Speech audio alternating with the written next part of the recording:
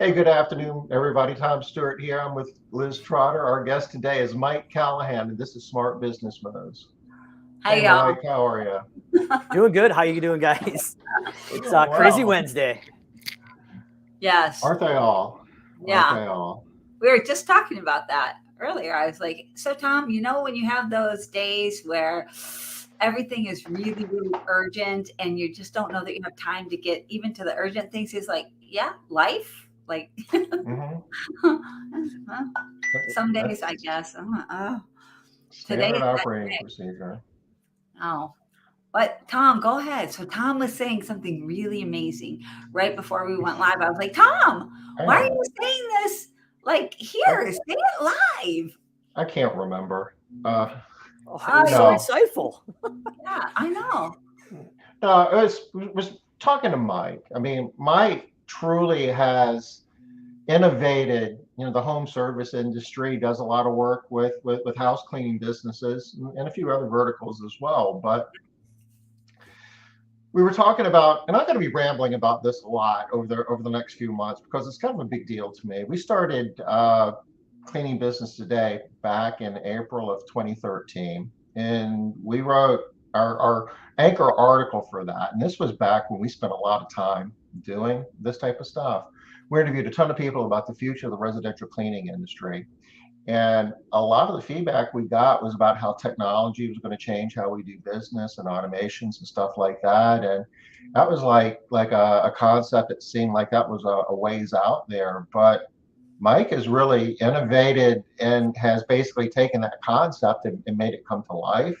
And it's happening a heck of a lot faster than it used to. Like back 2015, I'm guessing, I might be wrong on the year, but we worked with ARCSI to do the Disruptive Innovation Summit, a whole day workshop in Orlando, Florida, as part of the ISSA convention, just talking about how technology was going to change how we do business. And a lot of that was about stuff that was coming, but it wasn't quite here yet.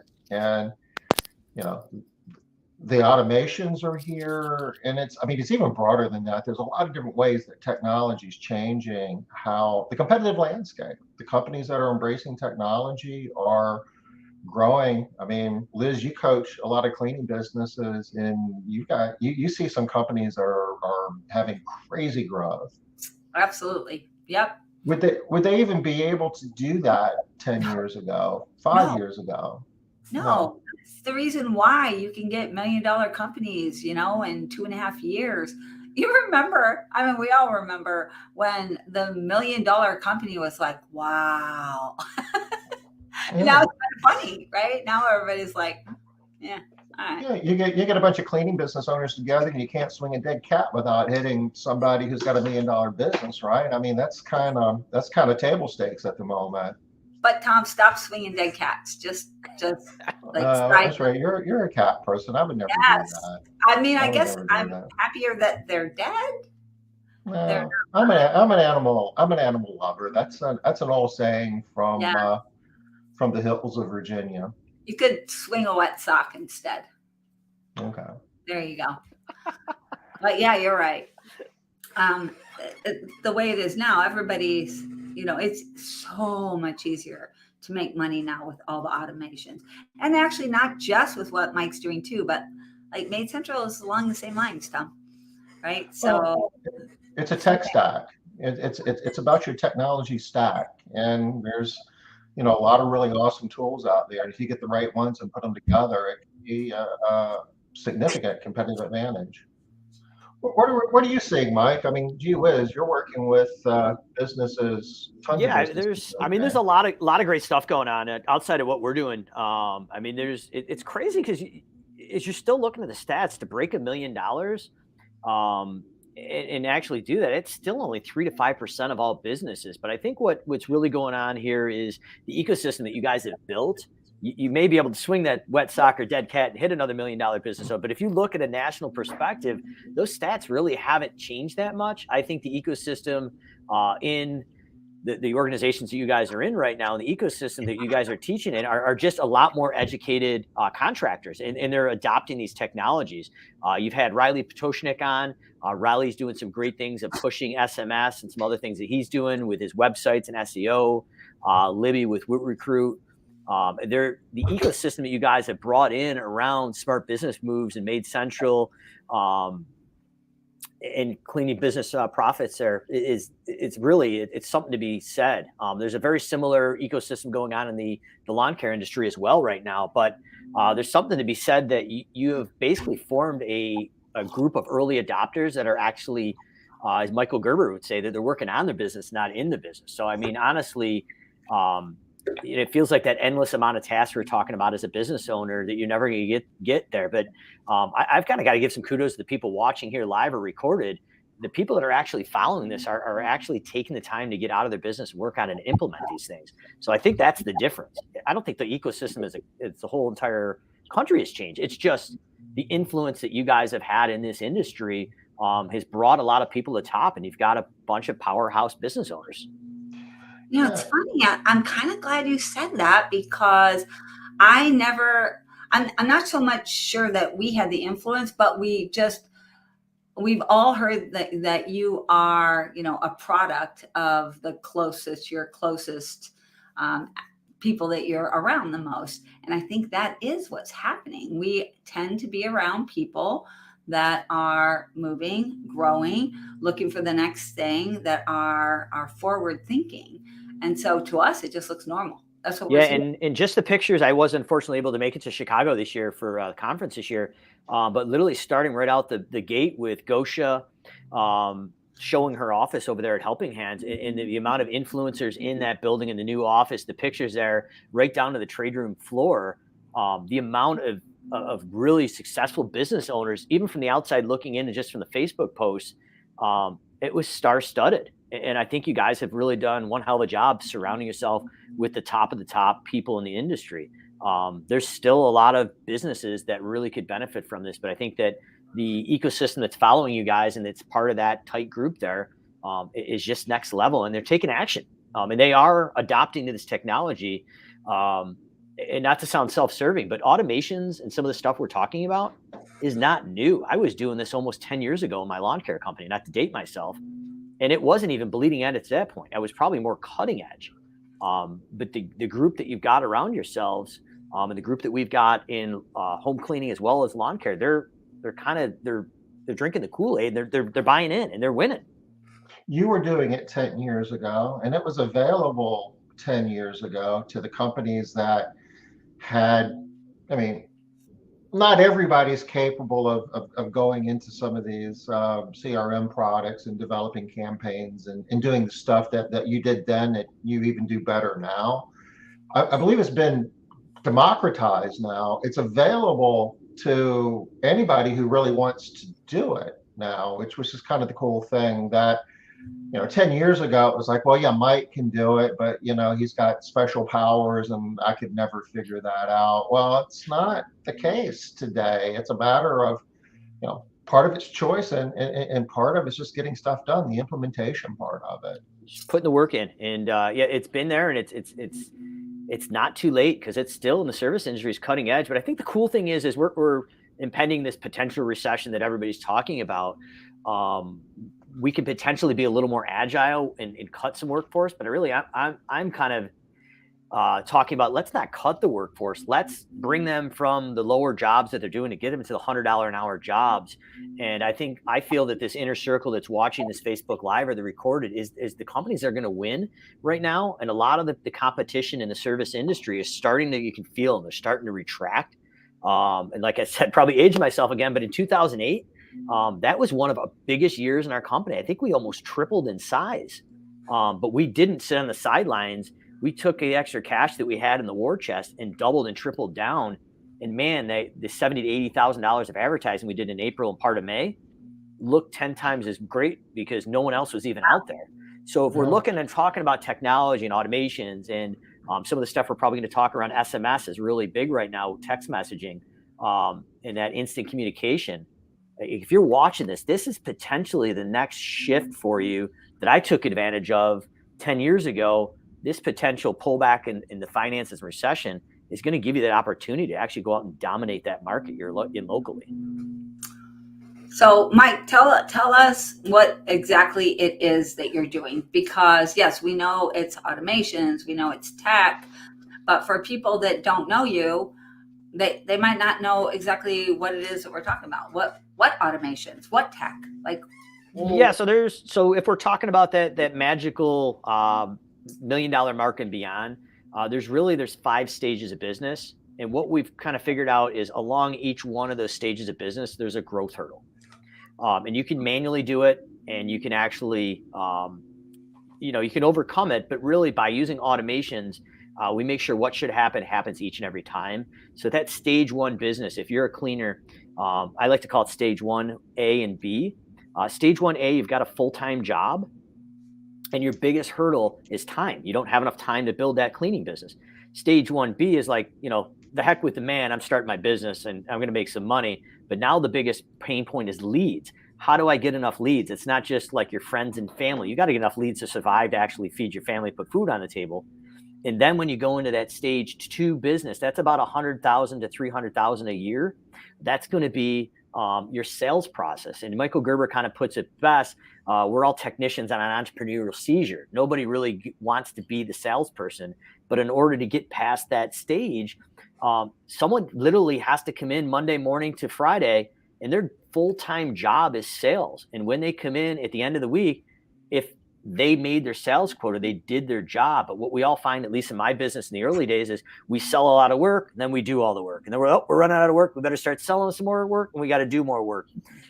So based on the leads and the sales process, we can break it down, but we automate those processes. But the next stage is when you go into stage 4 is marketing and systems. Wait, how do you go? What's that? You skipped 3. Oh, I'm sorry. So stage 3 is going to be, so we've got stage 1 is you've got your leads or time and leads. Next one is going to be going in and creating the sales systems. Stage 3 Liz takes notes. She'll catch you on those things. When smart people talk, we're down to my thing. Yes. When smart people talk. I could actually pull up, I bet you I could actually pull up a slide deck here for you. But stage 3 is going to be your marketing and services. So we need to actually figure out how to go out in stage 3 and market these services, whether it's that Dan Kennedy long text style or whatever it is, door hangers. But we've got to be able to create enough traction to be different to drive that business into that sales funnel. And then in addition, we got to figure out how do we build a team to actually go out and service those accounts and get the work done. So at this point, the business owner is going out and hiring people they don't know to do the work. So that's another bottleneck. How do we create process and systems to get that work done? And then your stage 4 is going to be literally that $1 million mark. And as we get to that $1 million mark, none of these things go away. They continue to be there, but you have to add other things. And that's where automations come in. We start to automate your leads, your sales, your marketing and service. And then stage 4 is going to be your people and systems. And actually go in and build a team, get the work done, any of the repetitive tasks you're doing. And then your stage 5 is about a $3 to $10 million company. That's leadership and culture. And that's literally becoming you a better leader, because the company you're leading at $1 million, your leadership skills aren't going to be the same as you're at 3 to 10 million. And then you've also got to build this culture, that mission, values, vision, the purpose, some mission goals.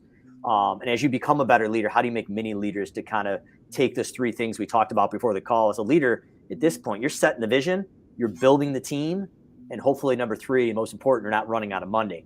But if you're looking at stage literally 1B all the way to stage 3, so your lead, sales, marketing, and service, and people and systems, those can all be automated. Right. And there's 3 core areas in your business you're going to automate. First thing is your sales, and those are going to tackle your sales and marketing systems. And then your employee recruiting, training, onboarding. And the last thing is a repetitive task, all the daily, weekly, monthly, and quarterly things you do. And that's how we built the automations, not on purpose in our business, but as that business grew to $1 million and beyond, those were the bottlenecks I need to plug to actually get pulled back out of the business and not have to work 100 hours a week. Okay, so go ahead, Tom. Sorry. No, it's interesting though, because the steps that you're defining, especially like 3, 4, and 5, once you start getting to those points, those are points of differentiation. Those separate, your cleaning company from, the independent working out of the trunk of their car or some of your competitors. And that's part of the whole scaling process that I think that we're seeing as well, that there was a time that we were all wringing our hands over how do we compete with independents and the people who don't have the overhead and the cost and so forth of running a legitimate business. I think that's changed. I think that's changing, and I think that we're seeing that if you can provide a differentiated product, and the technology is part of that, the repetitive tasks, not only does it save you cost as an operator, it gets done better. If it's set up where it's automated and you have a busy day and somebody doesn't come to work, no sweat, because those things are still happening. So that makes for happier customers, more lifetime value out of customers. But I think it's that sales, the marketing, and how to actually service that. Once you figure out how to sell and market, that's going to get you past $1 million. And then it's the peoples and systems. But that technology, the automations, is what is pushing a lot of these people that you're seeing right now through that $1 million mark. And now we need to buckle down and get the people and systems and leadership and the culture dialed in. But that's where it comes in. And like I said, it never goes away. But you can put your head down and grind through it. That big, hustle, like the Gary Vee thing, grind. That's not sustainable. So we've got to figure out how can we actually utilize a software platform like Made Central with some automations and actually buy that time back and then start working on the people and systems a little before we get to that $1 million mark. So when we hit that jump, we got a head start. All right. So this is what I just heard you say, and I know this is not what you meant. So I know other people that, especially smaller businesses, are hearing this. So I have no hope to grow to $1 million business unless I buy your product and then I also sign up for Made Central. Like, there's just no hope for me then, right? Nope. That's absolutely true. No, it's not. No, absolutely not. Like, so we did this all originally. We broke $1 million, pretty much before automations was a thing in our business. Yeah. Like, you can do it. And I mean, everybody's heard the story. I mean, my business caused a divorce. I mean, you could do it. I was working 80 to 100 hours a week, 7 days a week. You could definitely do it. I'm telling you, there's a better way, and you don't need my services. You can go out and do it yourself. The technology is getting easier. But what would take a full-time person 35 hours in the week to do for $250, $300 a month, a software could do it better, and it doesn't call in sick, and it's predictable. And it connects into everything else, and it gives you that clarity you need. So I don't care if you're using me or, Tom's going to care if you use him, but use something, because it's crazy. It's pennies on the dollar, and it pulls back that sanity. It allows you to actually work on those people things that the software is not going to allow you to do. It's not going to help you with the people. It's not going to help with your leadership. It's not going to help with your culture. And you're still going to be focusing on the other things after you break $1 million. And that's what's going to bottleneck you to get to the 2, 3 to 10 million. So it just gives you that time to be that leader you need to be and build the team around you. Okay. So small businesses struggle in this area. So actually, I was just talking with somebody on a call today, and we have this thing that we do every month in the different circles called Forum. And the person brings like their core issue, the thing that they just can't get past, and it's making them crazy. And this person's issue was sales. And she's saying that she doesn't want to have to spend $1,500 a month to get an SEO guy that's then gonna like revamp her website, and then is going to also make her pay even more money for AdWords. She's like, I just don't feel like there's any other option out there. That's it. That's the only thing that I have to do, and I just don't want to. There's got to be a better way. What do you think about that, Mike? I think at some point, and I guess it all comes down to your client acquisition cost and knowing the numbers non-emotionally. And I don't think there is a way around it nowadays. You need a website, you need SEO, you're gonna need organic and paid traffic. And that's not even talking about automations or anything I do. You need that lead generation to hit your website or call your office. And I think that's the scary thing in most service businesses, cleaning, as well as lawn care that we work with a lot, is a lot of the business owners are not looking at the statistics of the cost of doing business. And if that, I mean, like Riley's father, Jonathan Petoshnik, kind of put it best. He gave a great analogy. Imagine we have a Coke machine in the back here behind me, and all your ideal clients are sitting in there. And every $100 you stuck in there, your ideal client popped out, and you knew they were worth, say, $10,000 client lifetime value. Well, it's the same kind of analogy with SEO. If you're paying $1,500, but it's consistently kicking out 15 to 20 clients at $125 acquisition cost, it's a no-brainer. But I think we're looking at the big ticket. We're actually not looking at, okay, I'm spending $125 to get $10,000 client lifetime value. Now that's a whole different equation in my mind. And I don't know if that makes any sense, Liz, but I think the perspective needs to change. And the companies that are winning have a different perspective. It's not $1,500 a month. You would jam every dollar you had in that machine or to get, customers out at that rate. Now, assuming that you've got the workforce to, service them and so forth, which isn't always a safe assumption either. So you need tools, you need data to manage all of this.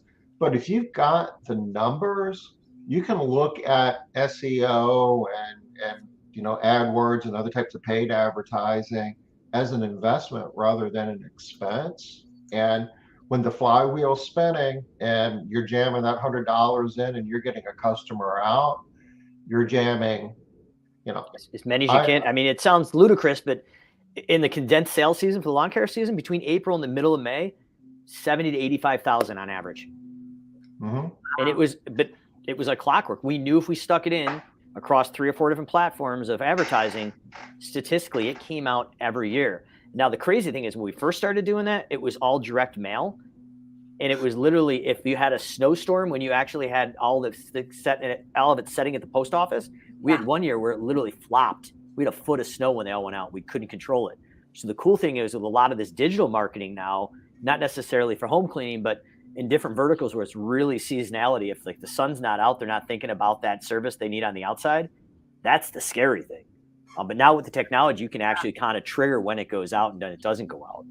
So that's cool. But I mean, that's, $80,000 in a month and a half is a lot of money. But it was, people thought we were nuts. But back in 2008, like that's how we grew so much because nobody was spending the money and we just doubled down.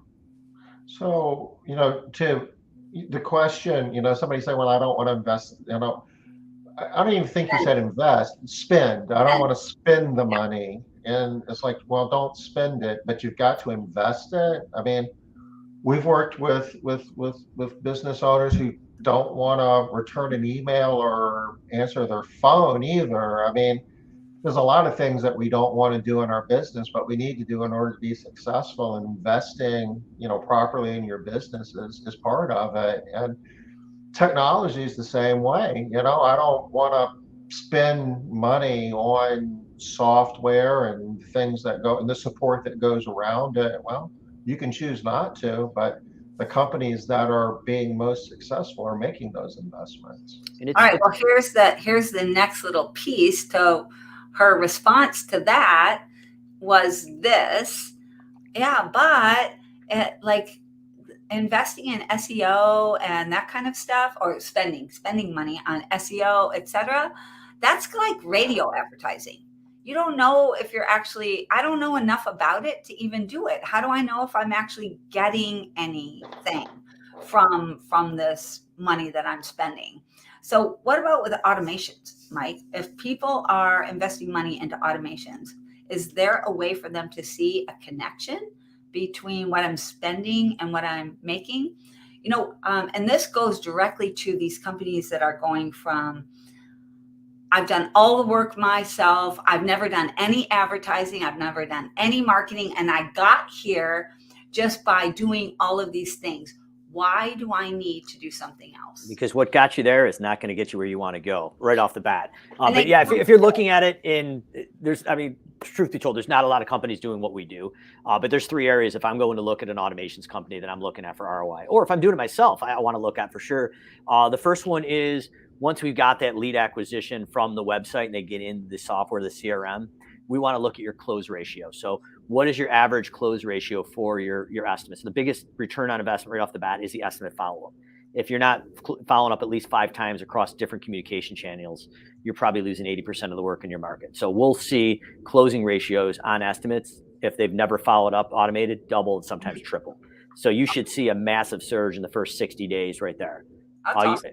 The next thing I'm looking at is upsells. So one time to recurring, if we're doing a special upsell around the holidays for a deep clean. The stats I was just looking at today in a couple of the lawn care companies, I don't have this handy for cleaning today off the top of my head, but realistically, if you're a lawn care company using us for an upsell, if you're not getting 60 to 80 estimate requests for an upsell expansion play in the first 48 hours, something's wrong. So like the system will pay for itself literally, or pay for your own time right off the bat. And then the other area I'm looking at is your long-term nurture. So we're providing free value and educating the consumer, and that's going to go to your leads, your clients, and your canceled clients. So canceled clients that are crazy, you don't want back. Obviously, you want to kind of mark them off as do not market. We don't want those guys coming back. Trust me, we've made that mistake. Tammy and Christine almost literally lynched me in the office when they all came back.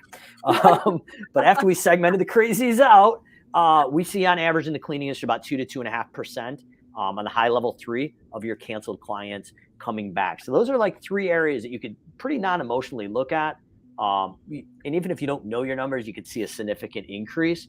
Now the numbers for canceled clients post-COVID, I don't want to inflate them for Facebook Live, but they are a bit higher now because a lot of people that discontinued the services, especially in home cleaning right now, there's some pride in the game. They couldn't afford it. There was uncertainty. And now they're coming back to find a cleaner. They need that, but they're too embarrassed to call you back. But now you're nurturing them. You got a relationship and you're proactively reaching out. Hey, can we update that quote? So if you're not getting at least 2.5%, 3% of your canceled clients coming back, that's an issue, but that's low hanging fruit. I mean, that's literally all you're doing is sending out quotes and everything else happens automatically. We're not talking about the welcome and nurture process. So another big one would be most companies don't have time to follow up on overdue invoices. So we had a gentleman that reached out a couple months ago that signed up for the automations, and part of the automations on the platform we automated on allowed us to tie into their financials. We picked up an extra $35,000, $36,000 of overdue invoices that he just didn't have time to follow up on. So that's another metric of, hey, how are my overdue invoices? And, is there an increase on that?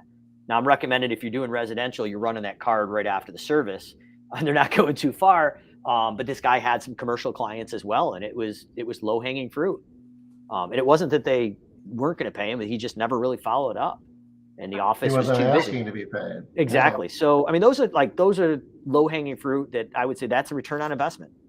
Nice. So there are some real metrics that people can look at. Even small businesses that are thinking, I can't afford it. I've always done it. Why should I invest? There's some metrics so you can look at them and see, listen, you're now making more money because of this system than you were before, as long as they're tracking. Yeah, and it's crazy because you can get very big. And we without mentioning the name of the company, we just took about a $30.1 million company from QuickBooks and Excel sheets and literally just put them into a CRM for scheduling, billing, and doing all that.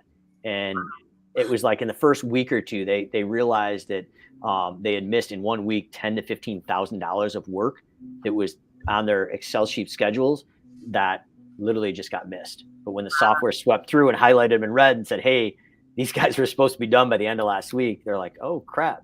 Like maybe we're looking about this all wrong. Our Excel sheets and our QuickBooks are really inexpensive and they're really easy to use, but there was no built-in systems or processes to actually track and hold things accountable. So I mean, we've dealt with it. We've had a couple home cleaning companies that were literally doing three-piece carbon copy estimates and scanning them into the software. And that's how they were tracking it. And then once we kind of eased them into it, it was probably a 6 to 12 month process. But once they actually had set pricing matrices and job costing reports and the automations to follow up, they're like, how did we live without this? But I guess it's kind of seeing where you're at. And I kind of use the analogy of like the kind of like the mountain behind me on the piece of paper, like Everest though. Like a lot of times as practitioners of technology, we're at the summit, we're up top here. But a lot of people are down here and we're trying to prescribe everything up top, but we really need to come down and meet them where they're at in the stage of business and say, okay, if your biggest issue is sales or leads or marketing or how to actually build a process to provide the service, we need to meet them where they're at and we gradually walk up that mountain. We're not throwing it at them. And that's the biggest issue. When I first started automating and doing the job costing and all the stuff with your own accounting is as an entrepreneur, I'm like, next shiny object, let's do this all at once. But once we we backed it down and we did each little piece, and it added up over 6 to 7 years. Man, that was dynamite. Okay. So I really love that because I do feel like that's a big thing. Small companies, they many times they just can't see the bigger picture. They can only see where they are today, right? And all the work and the whirlwind that they're in. So seeing that is big. If things are like now problems, it's like, how do I make payroll on Friday?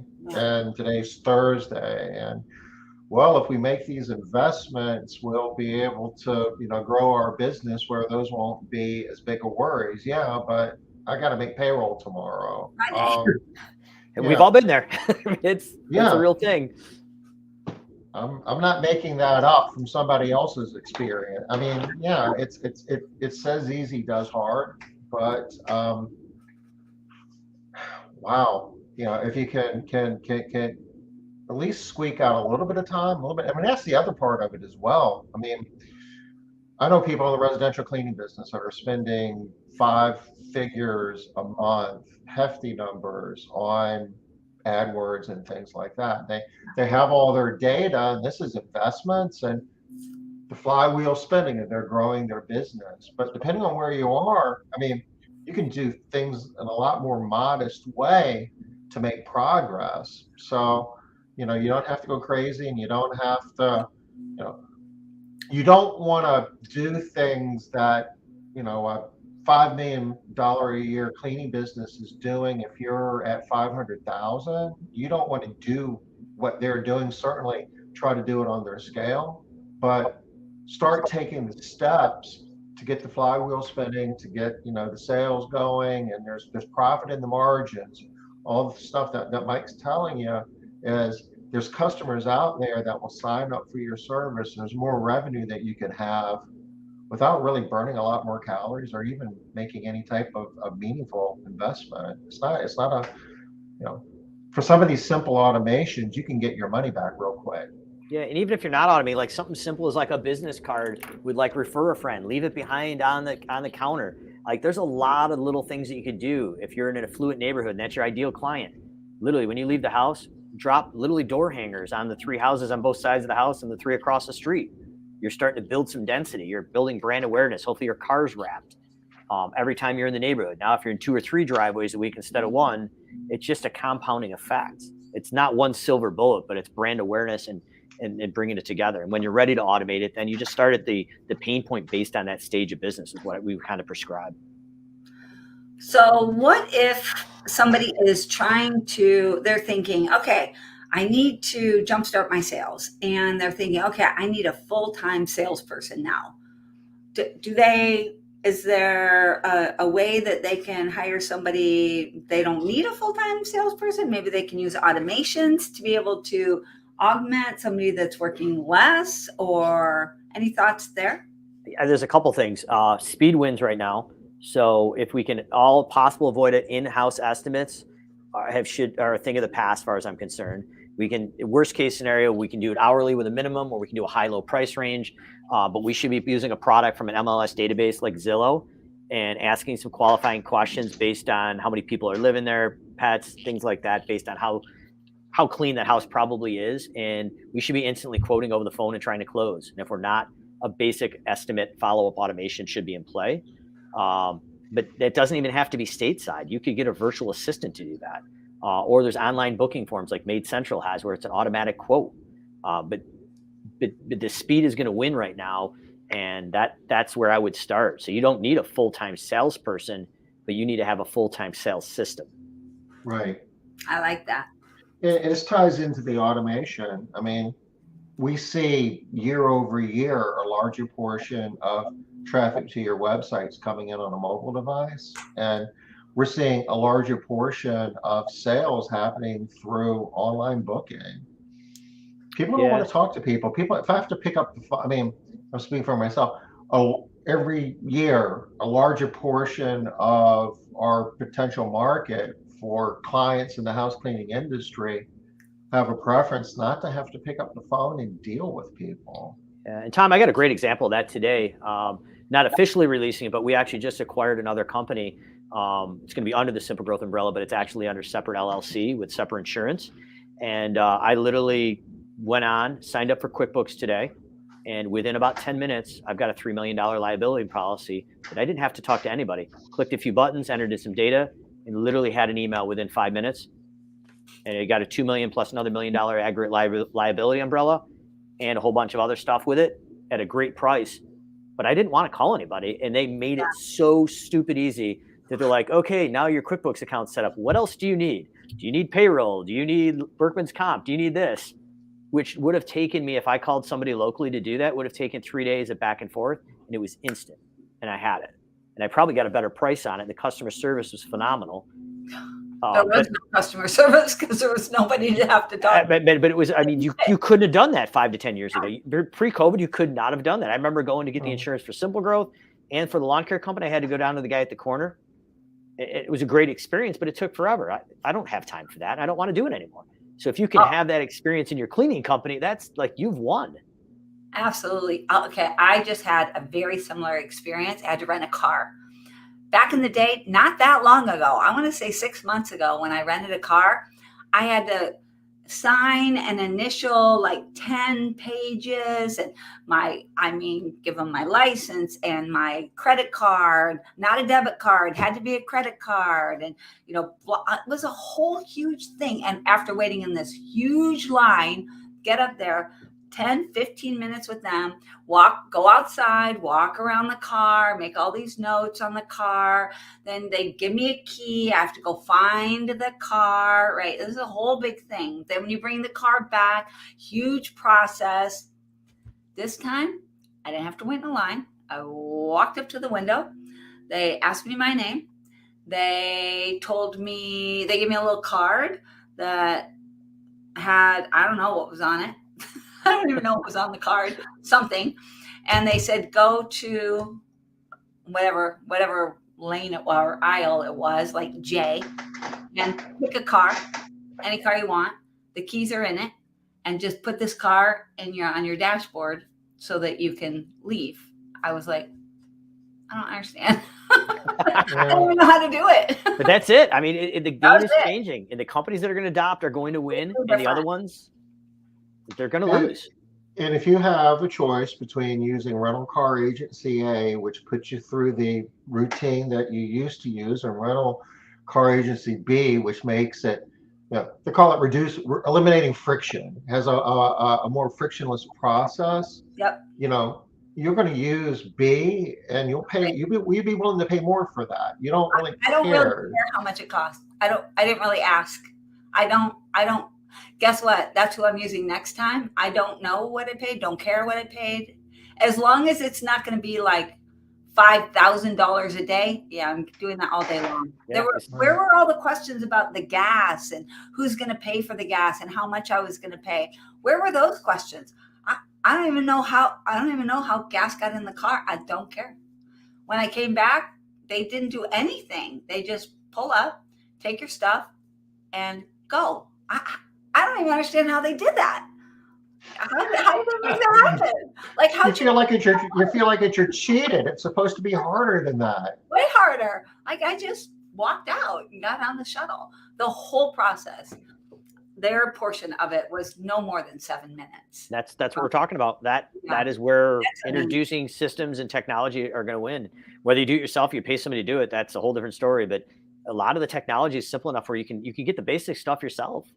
And I love that idea of, I didn't really care how much more I'm going to have to pay. It's worth it. So I'm thinking that your system is exactly the same. It's creating such a ease for people that why would I want to continue shopping? Like, this is just so easy. The reality of it is, if it's hard, there's a reasonable chance you're not going to do it. If you're trying to do it yourself and you find out it's hard, it's like a lot of things. It's like doing rate increases. We all should be doing rate increases at the appropriate times, and more frequently now with inflation. A lot of people don't because it's just hard. Yeah. So so it doesn't have to be hard. Mike can make a lot of this stuff real easy. Yeah, but even if you're not calling me, you gotta just look in those little business, the little pieces of the business, and start to chunk away at them, because it's the movement is already shifted, and we got to get ahead of that. It could pay big dividends if we do hit this recession that people are talking about. You need, if we don't, it's going to be a huge benefit for you. But buying that time back to work on the higher level things is going to set you up for success to break that $1 million mark.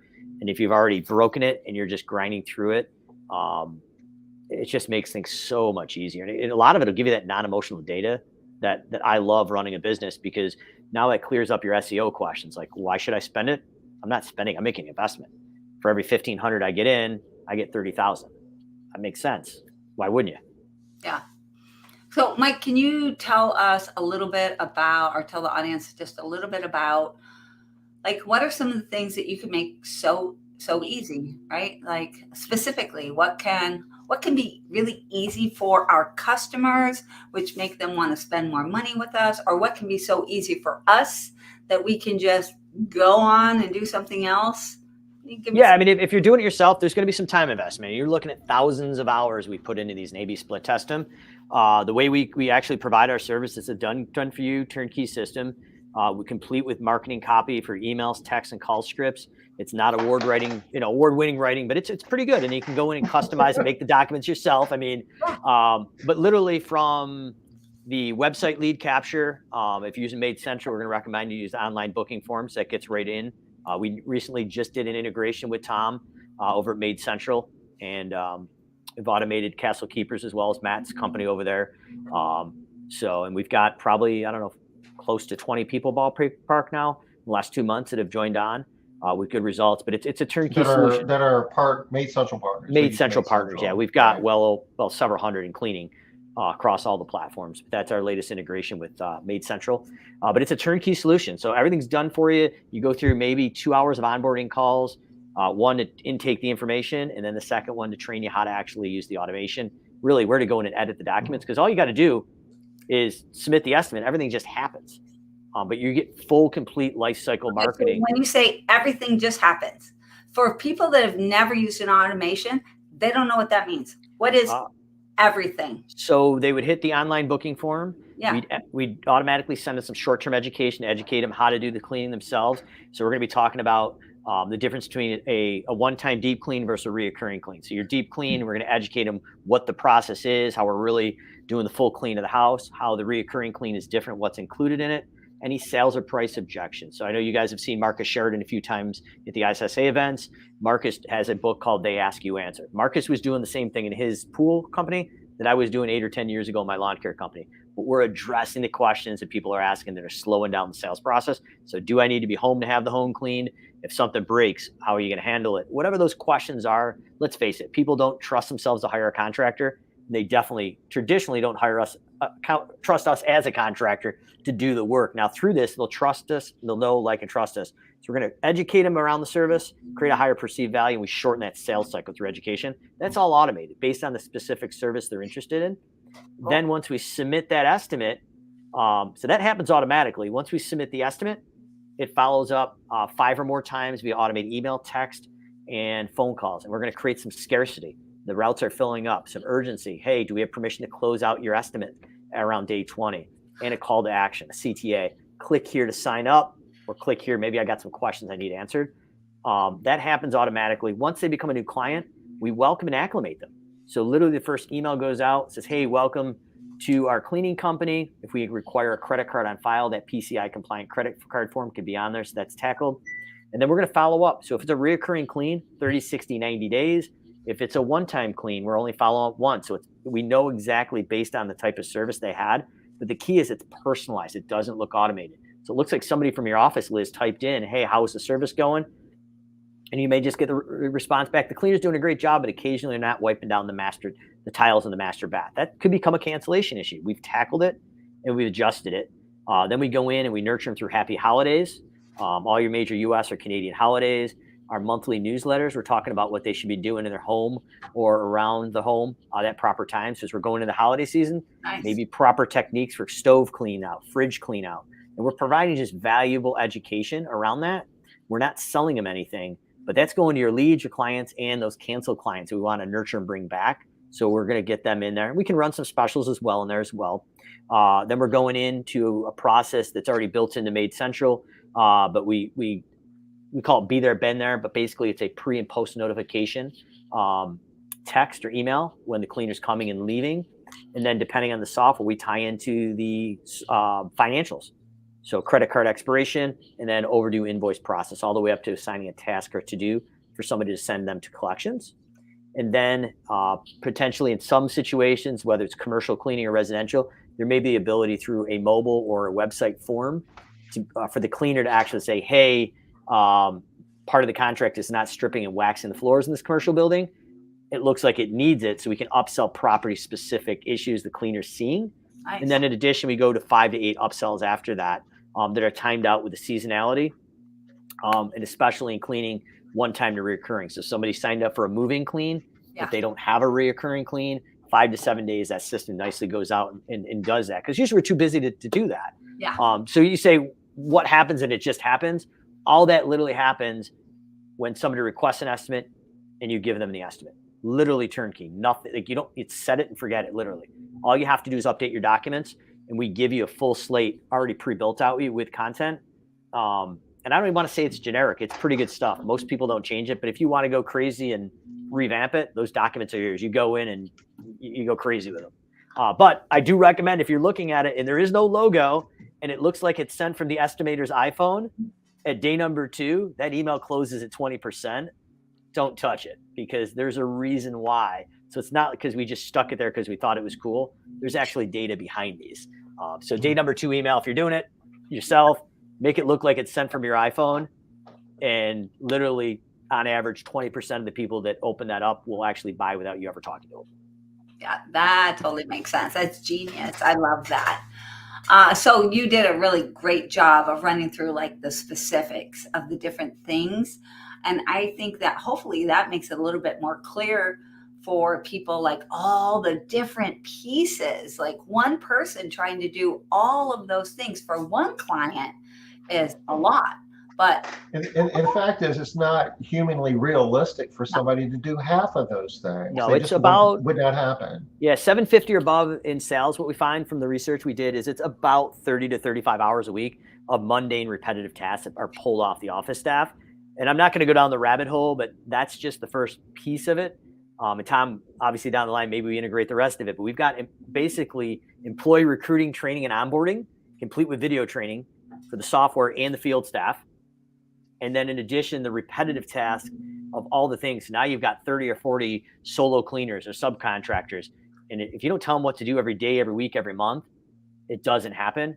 Now we take the power of the software and assign a task or to do, and it's a glorified checklist of what they got to do each day. And if it doesn't happen, it alerts them, and then it alerts the business owner or manager. So we leverage that power of automations to actually run what should happen and enforce it to happen. So it doesn't necessarily have to be an automated email or text message, but it can be automations of accountability. And that's where the next shift is coming with the employee part in the asset management or the repetitive task of the employee between an applicant. I think this is huge even before that piece comes. All right. So that, let's say that part never comes. Well, it's already there. It's just. Yeah. Before it, okay. So whether or we not have it built, let's put it that way. Whether we do sell it. Start using that part.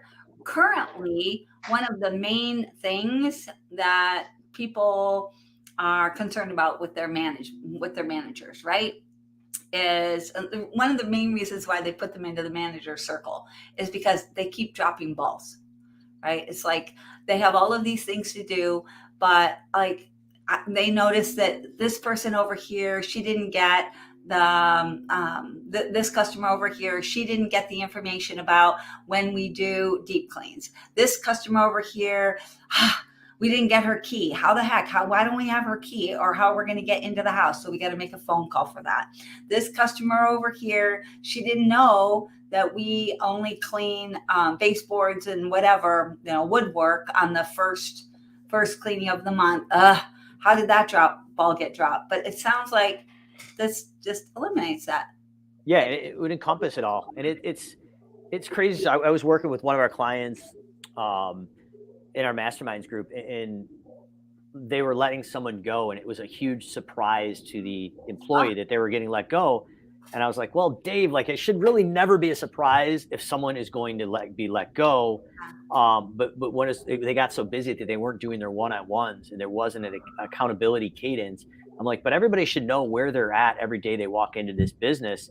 And it should be really easy. And we've got big 3 accountability, and either you're doing it or you're not. Let's coach up or eventually coach out.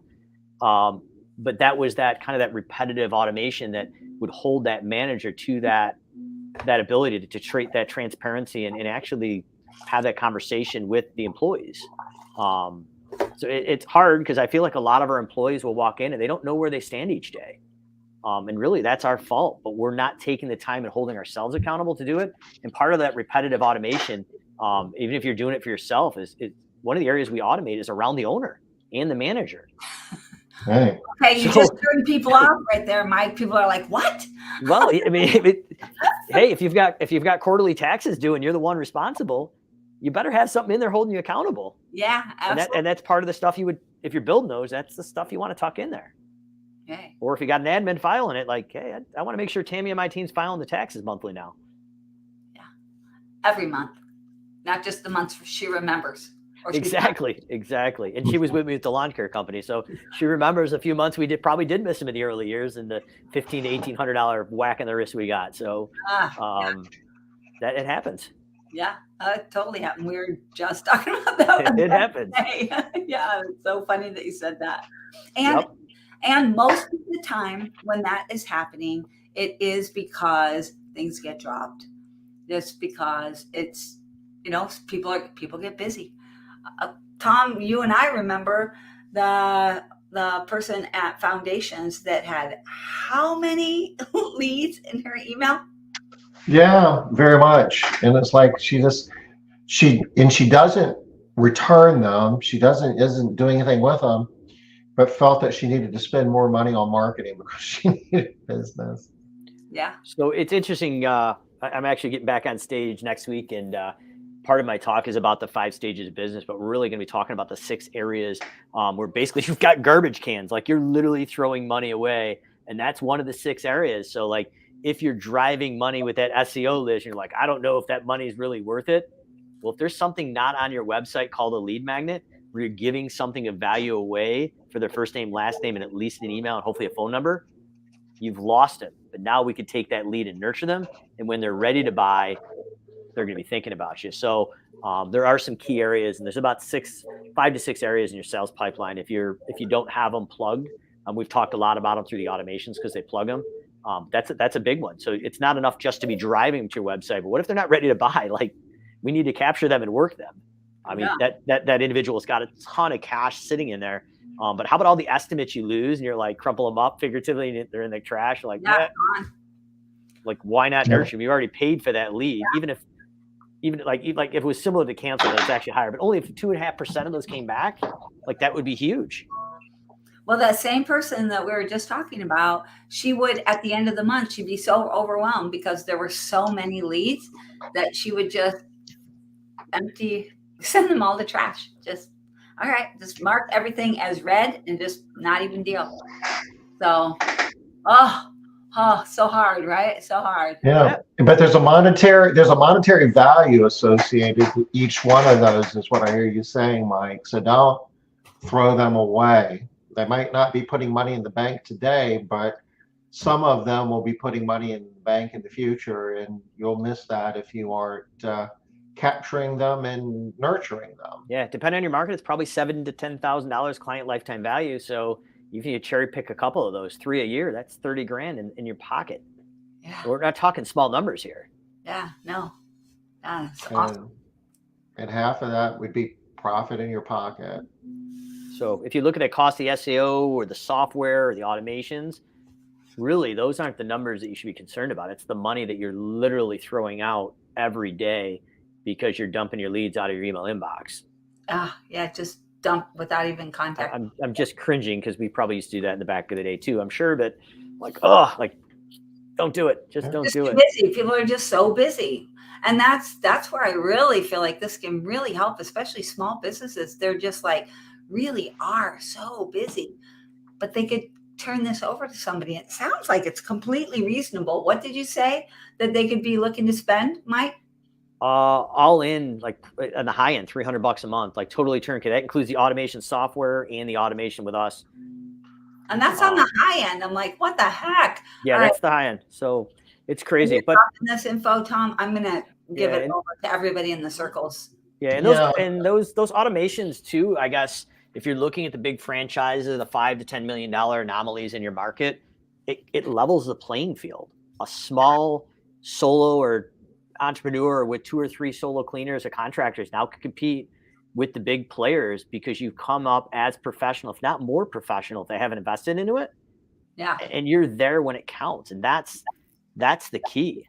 And that's, it's pretty crazy that we now, small businesses compete with bigger businesses. Actually, they can beat them because they don't have the red tape. We can pivot a lot quicker.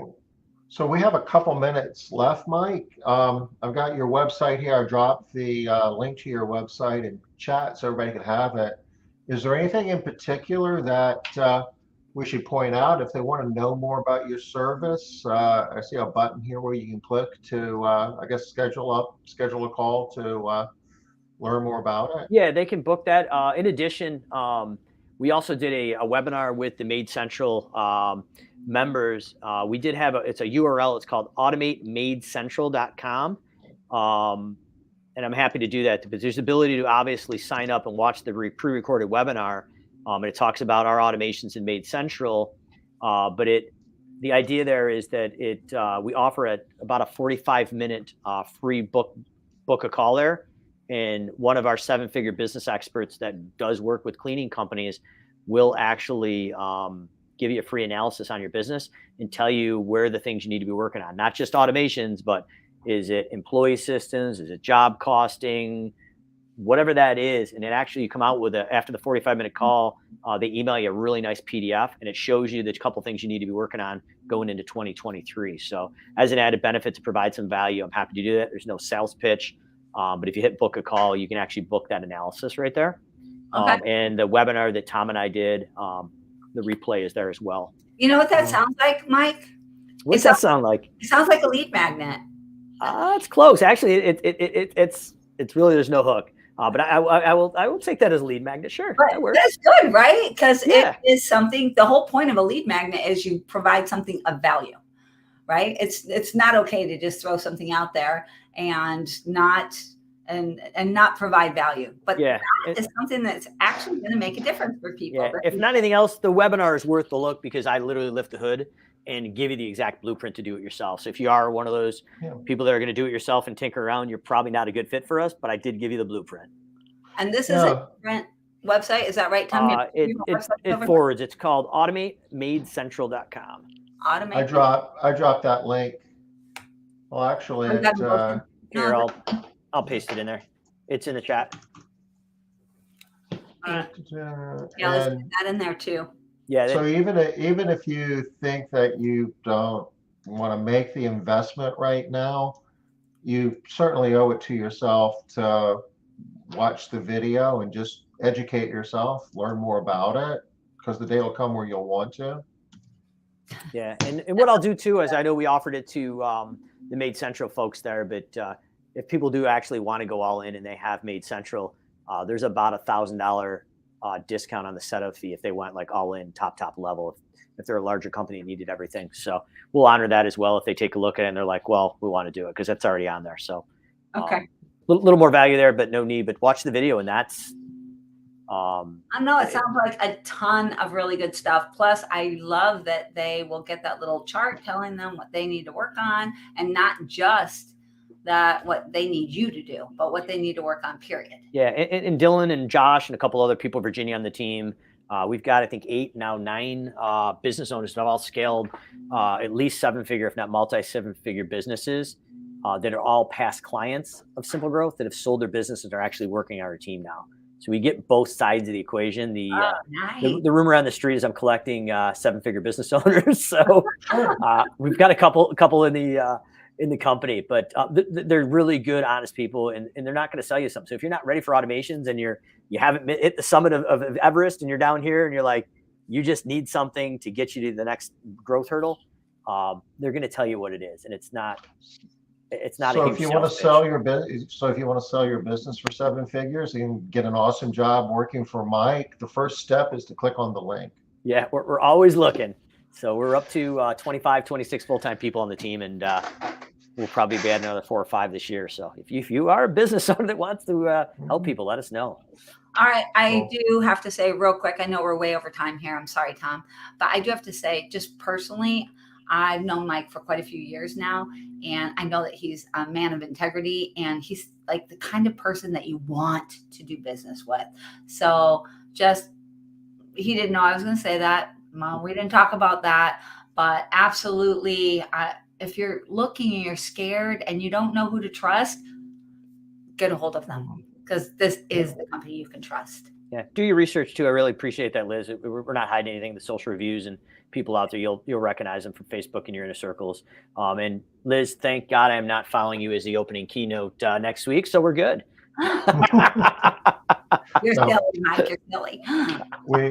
We worked with Mike, and I've known Mike for a good while, and he's got an awesome team. I mean, I've worked with a number of folks on Mike's team, so I mean, it's a good organization. And if Right, kind you of. aren't doing automations, at least take a look at it, because it's not a matter of if, it's a matter of when. I mean, companies in the future, if they're going to be competitive, they're going to have to be using these tools. So if you aren't, okay, maybe we're not going to do it this month, but one day, if you're going to continue to do this, you will. You're going to have to.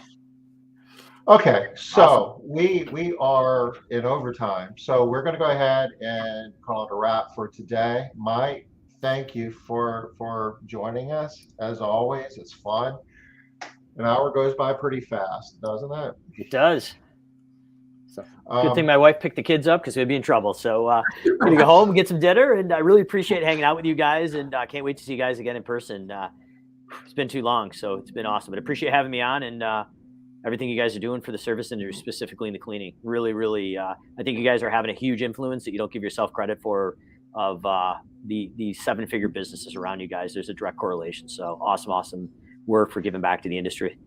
We will. Thank you, Mike. We're Thanks, gonna be back next Wednesday, 5 o'clock Eastern, for another Smart Business Moves. Till then, take care, and we'll see you next week. Bye-bye.